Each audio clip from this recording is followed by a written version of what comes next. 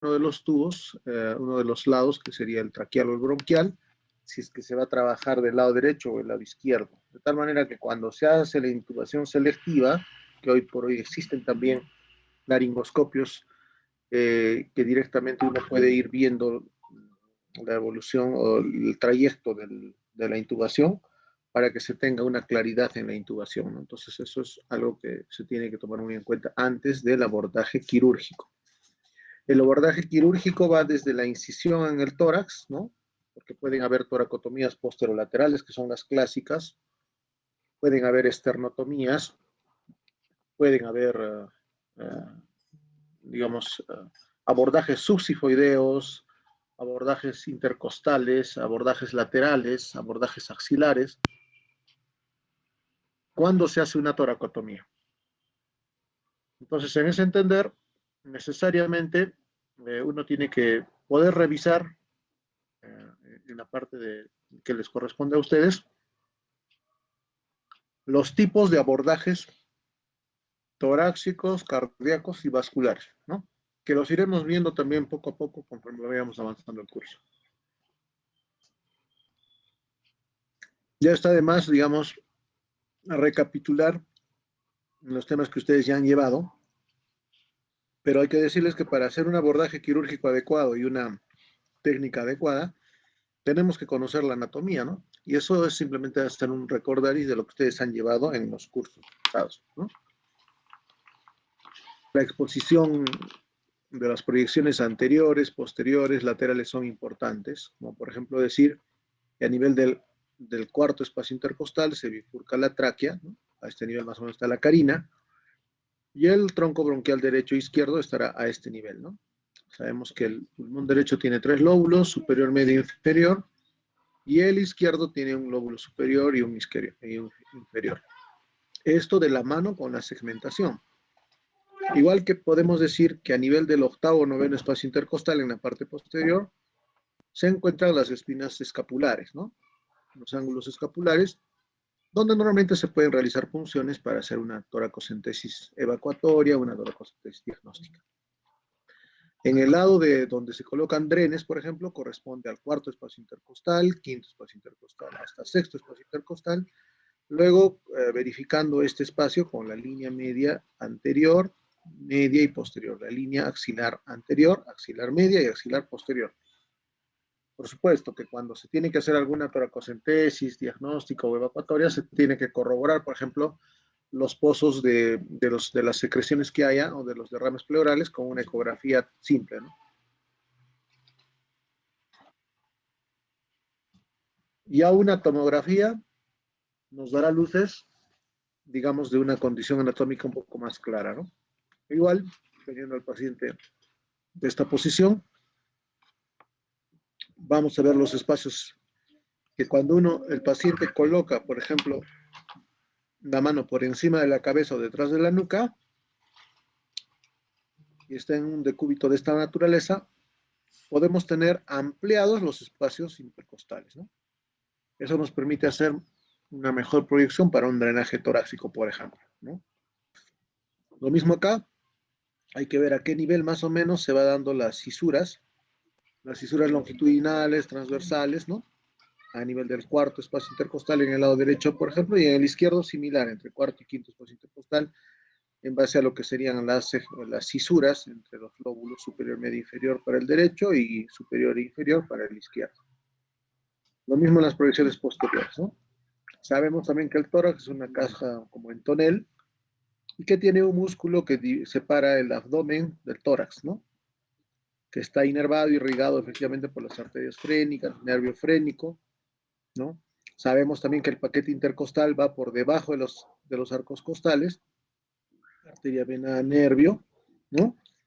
Y que a los lados del esternón discurren las arterias mamarias, mamaria interna derecha y mamaria interna izquierda. Entonces el paquete intercostal por debajo del arco costal y las mamarias que están a los lados, y derecho, izquierdo y por detrás del esternón. Es más o menos lo que se tiene que recordar anatómicamente.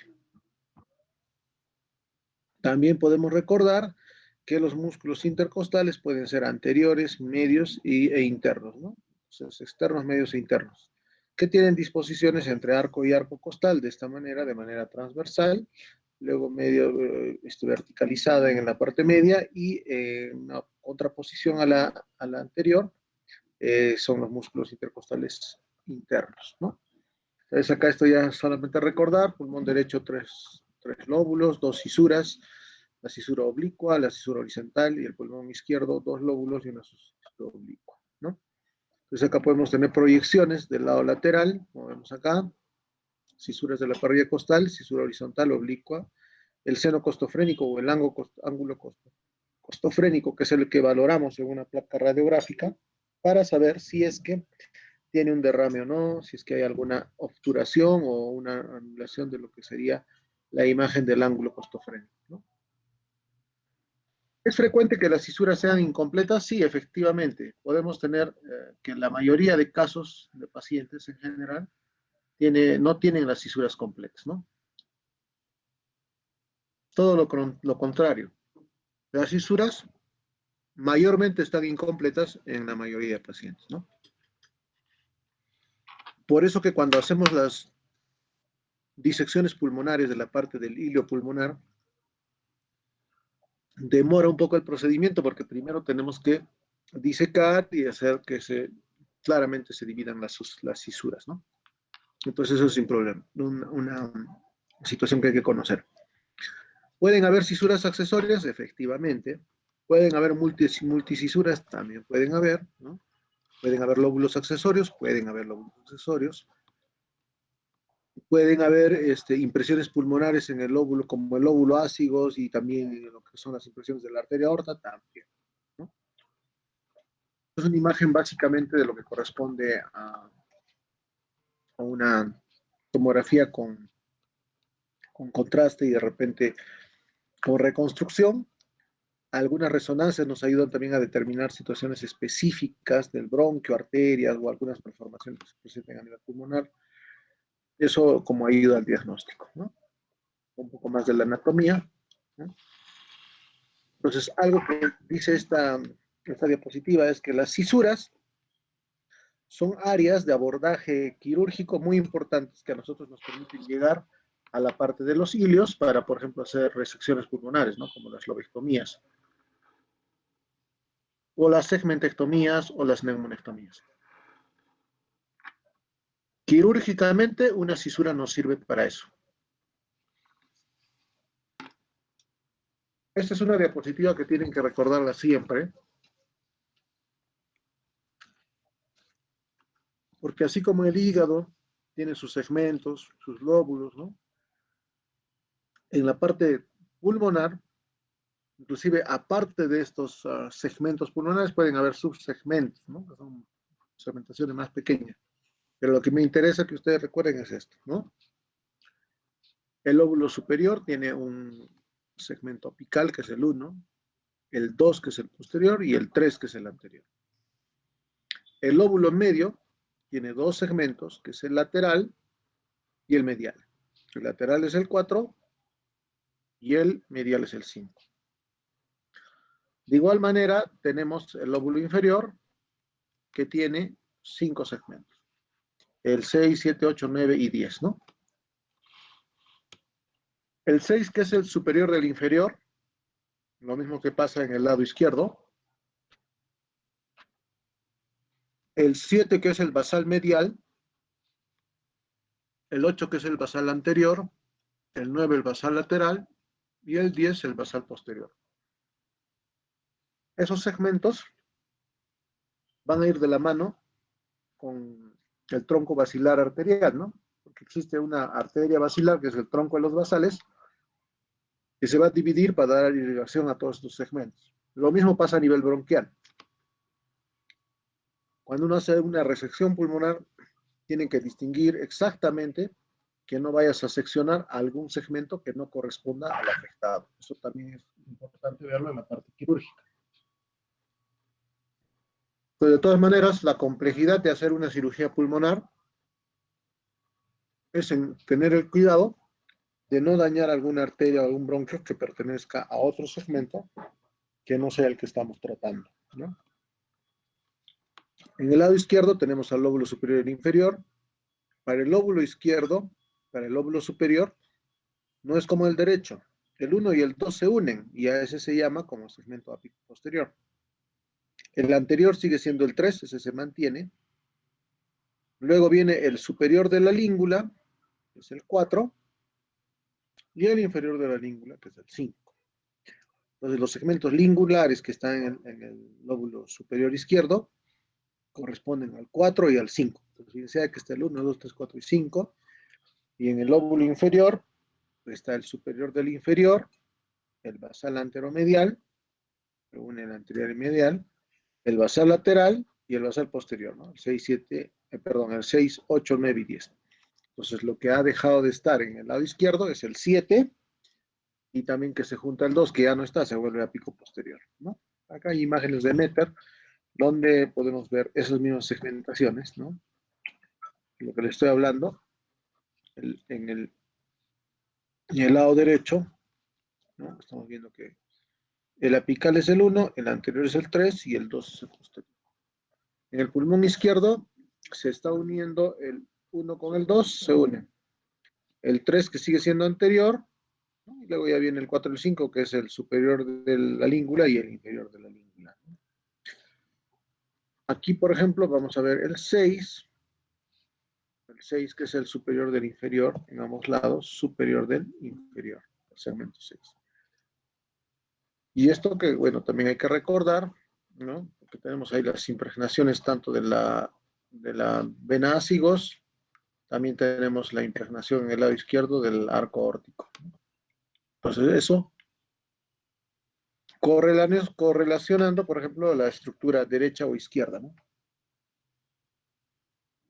Si ven a este lado, del lado derecho, hay una impresión de la vena ácigos, ¿no? Así como un arquito acá. Y se dispone detrás del ilio. Esta marca, esta huella, esta impregnación a nivel pulmonar correspondería a la vena cava superior. En cambio, en la izquierdo, acá está el arco aórtico, la impresión del arco aórtico, los arcos supraaórticos, ¿no? Pero la vista medial, 1, 2 y 3, que está el anterior, el posterior, el superior. El 6, que es superior del inferior o posterior, ¿no?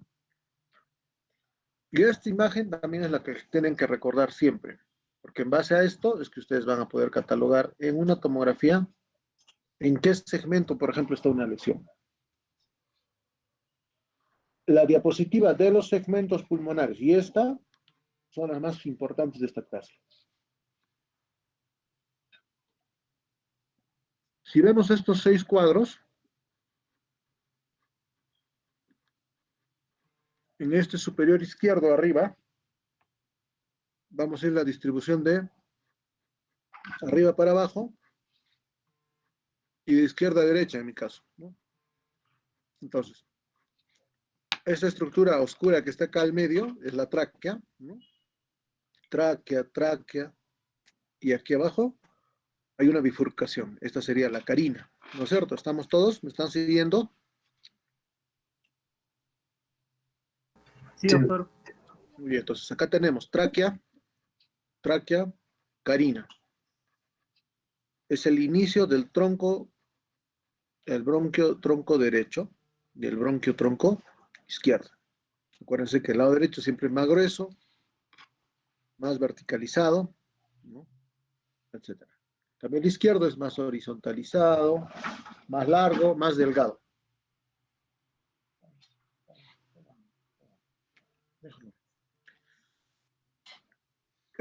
Entonces, si vemos acá en este lado, tenemos el 1 y el 2. Dijimos que es superior, el 2 que es, en este caso se hace posterior, y acá es el 3 que es anterior. Entonces, en una siguiente imagen donde está más o menos el callado de la aorta, que este es el callado de la aorta, estaría normalmente localizado el segmento 3, en el lado derecho y en el lado izquierdo. Y en el lado izquierdo, acuérdense que se une el 1 con el 2 para hacer el ápico posterior, y este correspondería al segmento 1, ¿no? O es el ápico posterior.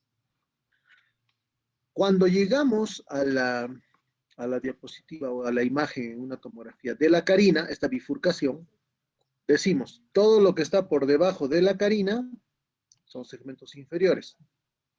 Todo lo que está por encima de la carina son segmentos superiores. ¿Ya? A ver, un minutito, vamos haciendo una llamada.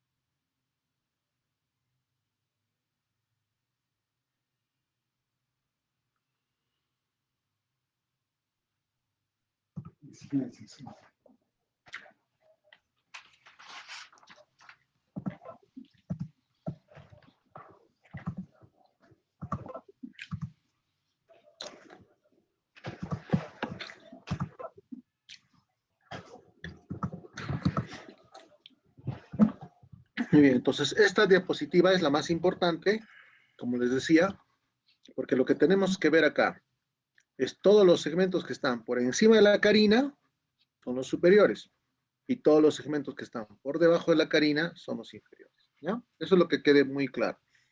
Y en la parte final, los segmentos basales van distribuyéndose de esta manera. Fíjense acá, tenemos al 4, al 5, al 6, el 8, el 9 y 10, ¿no? Acá está viniendo más o menos en un sentido horario, y aquí estamos en un sentido antihorario, 7, 8, 9, 10. Entonces, en el lado derecho, sentido antihorario, y en el lado izquierdo, sentido horario. Eso es lo que hay que tomar en cuenta. Y si vemos una parte de la tomografía en la parte basal, que los segmentos de atrás son el S10 y el S10. ¿Listo? Eso es lo más importante de estas diapositivas. ¿No? Lo demás es lo mismo, prácticamente son estructuras que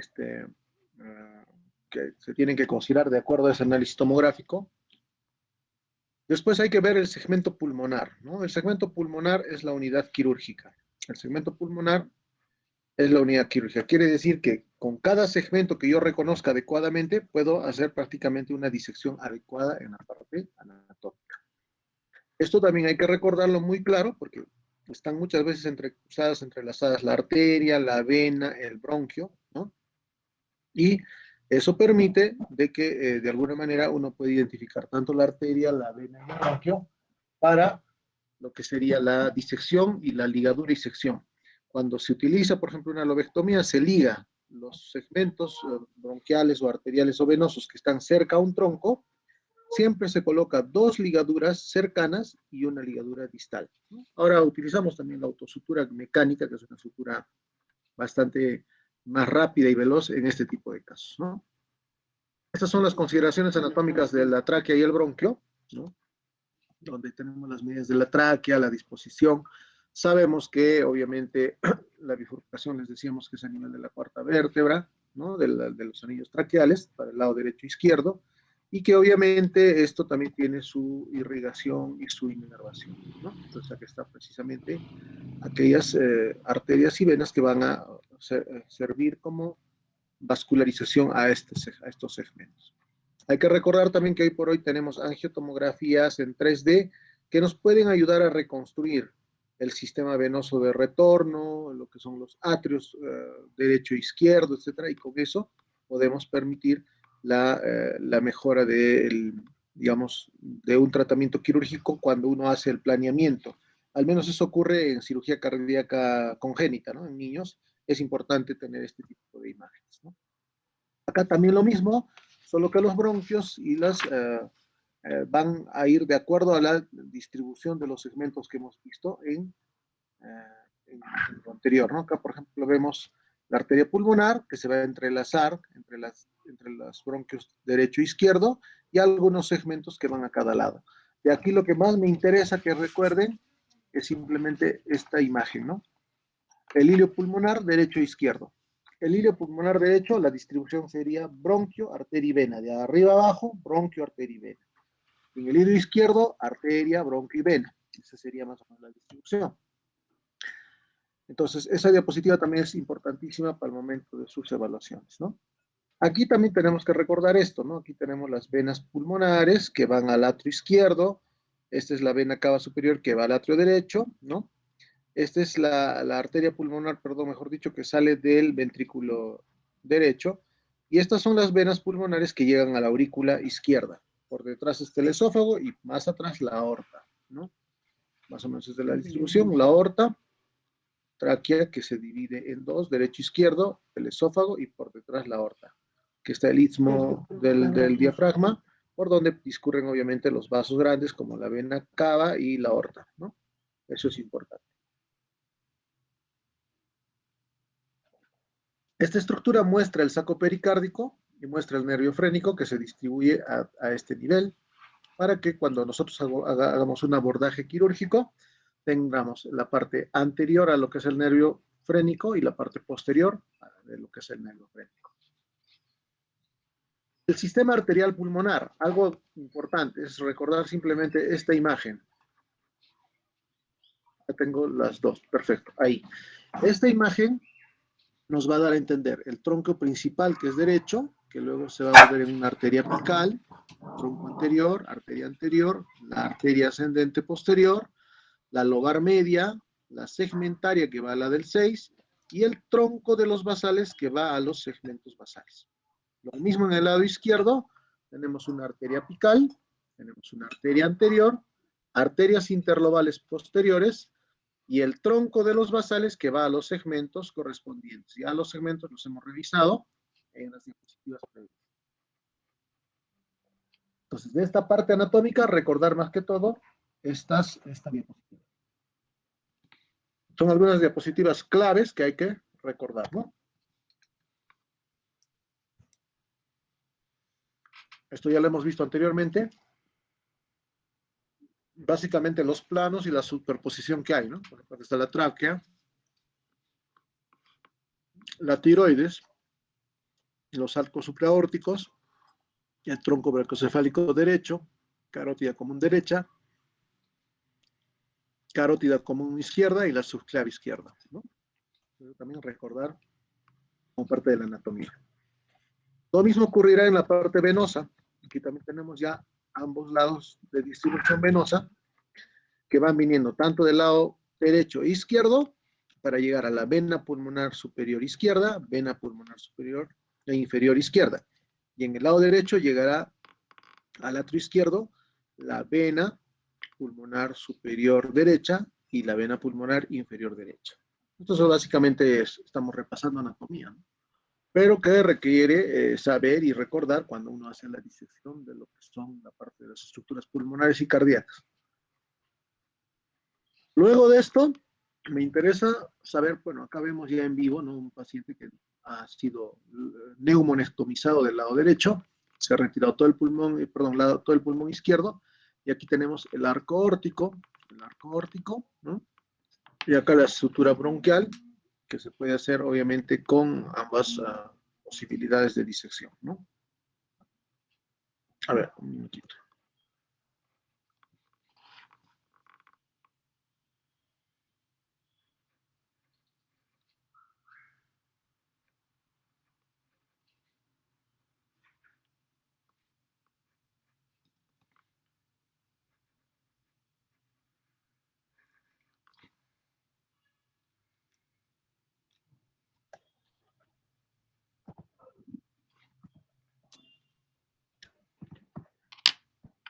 Muy bien, entonces esto es lo que vemos en el ilio pulmonar izquierdo, ¿no?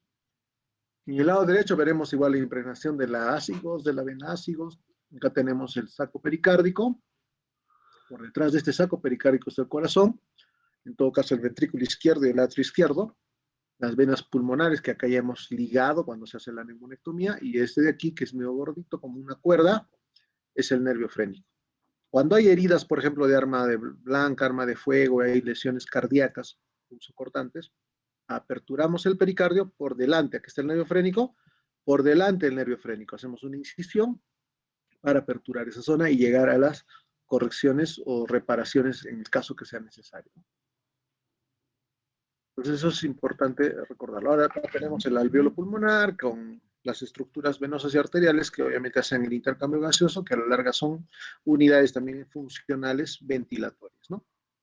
Y finalmente la parte de los linfáticos, hay que recordar el mapeo de los linfáticos.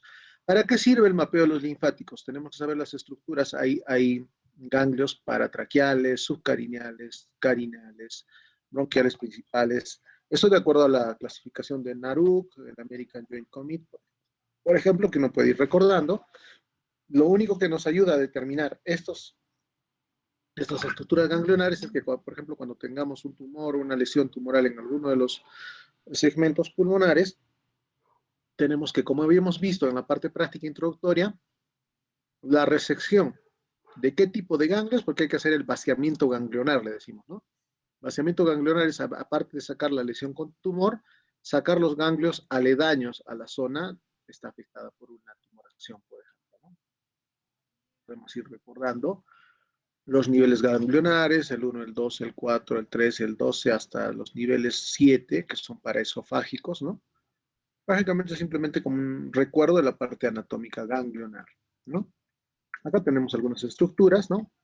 Por ejemplo, hay ganglios de los segmentos del lóbulo superior, donde están distribuidos, del lóbulo medio y el segmento superior del lóbulo inferior derecho, de los segmentos basales, existen los ganglios de la ruta 1 del pulmón izquierdo, ruta 2 del pulmón izquierdo, ruta 3 del pulmón izquierdo, ruta 4 del pulmón izquierdo. O sea, son bastantes rutas ganglionares cuando tengamos que hacer la resección de tumores pulmonares con ganglios, ¿no? Con vaciamiento ganglionar. Entonces, eso simplemente recordarlo para tener en cuenta. De las diapositivas que les he mencionado, por lo general vienen los exámenes, porque eso sí es importante saber la segmentación y las diferentes distribuciones anatómicas que estamos revisando. Esta es la clasificación de los ganglios linfáticos según la American Joint Committee, ¿no? Tenemos ganglios mediastinales, tenemos ganglios broncopulmonares, ¿no? Tenemos ganglios aórticos, ganglios mediastinales inferiores. Simplemente darles una revisión para saber a qué estructura, a qué grupos ganglionares pertenecen, ¿no? Tenemos el mediastinal superior, paratraqueal superior, pre y retrotraqueal, paratraqueal inferior, incluyendo el ganglio ácidos. Tenemos en el iliar, tenemos en el nivel de los ganglios broncopulmonares, tenemos los interlobares, lobares segmentarios, tenemos el subaórtico, el paraórtico, ¿no? El subcarineal, paraesofágico y del ligamento pulmonar. Todos esos son diferentes ganglios que existen en estas zonas, ¿no? Algunos hacen algunos gráficos para catalogar los grupos ganglionares, los pozos linfáticos, derecho e izquierdo, y en base a eso también nos guiamos muchas veces para hacer las resecciones también. Y por último, el conducto torácico. El conducto torácico es un conducto que va desde la cisterna de Peckett, acuérdense, a nivel del T5 y T4, nace en el lado derecho, por debajo del diafragma, luego se entrecruza y se va hacia el lado izquierdo, ¿no? Y finalmente termina en el ángulo yúgulo subclavio. A este nivel se reciben todos los sistemas de drenaje linfático, abdominal, de miembros inferiores, de la pelvis, y luego pasa por el conducto torácico hacia el lado derecho. Por eso cuando a veces hacemos cirugías pulmonares en el lado izquierdo, podemos a veces accidentalmente lesionar el conducto torácico, que es el conducto que lleva a los linfáticos, y tener los quilotórax, ¿no? Porque empieza a haber mucha salida de secreción linfática a la pleura, ¿no? Entonces, esto sería con respecto a lo que es anatomía quirúrgica pulmonar, que es algo que solamente es un tema de recordar lo que ustedes ya han llevado en la parte anatómica. Y bueno, cuando llevemos la parte clínica quirúrgica, podemos mencionar algunas técnicas quirúrgicas que se realizan tanto para cirugías pulmonares y tanto para vaciamiento ganglionar. Entonces, no sé si habría alguna pregunta sobre todo esto. Igual se los vamos a ir pasando, pues, para que lo tenga vuestro delegado y les reparta, ¿no? Bueno, vamos a ir creando también el aula virtual, dicho sea de paso, para que a la siguiente entren con un link, ¿no? ¿Alguna pregunta, muchachos, sobre anatomía quirúrgica pulmonar?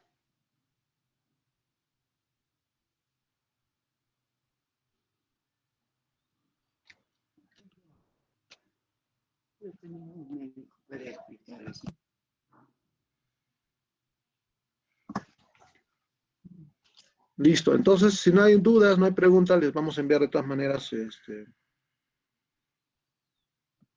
la diapositiva para que lo puedan revisar y la siguiente clase, si tienen alguna duda, me consultan respecto a la parte quirúrgica. Ya, chicos, así que Ok, doctor. ahora nos vamos despidiendo.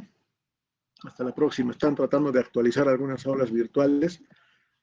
Ahí está viendo algunos problemas en la asistencia, pero igual le pido a la delegada, que ya sea delegado, que sea la que vaya tomando. Al final me va a pasar el porcentaje de asistencia de todos y, bueno, vamos a continuar la próxima, ¿ya? Sí, doctor. Voy a llamar ahorita, doctor. Gracias, doctor. Buenas tardes. Cuídense. Hasta luego.